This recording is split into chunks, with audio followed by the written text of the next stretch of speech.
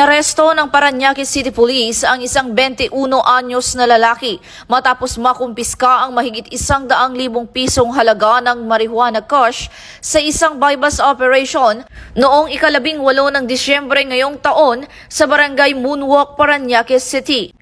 Ayon sa Southern Police District, nahuli ang sospek na si alias Given matapos makuhanan ng 76 na gramo ng marijuana kush, isang pouch, isang sachet na pinatuyong dahon ng marijuana at ang buy-bust money. Isinagawa ang operasyon bilang bahagi ng masusing surveillance at intelligence validation laban sa iligal na bentahan ng droga.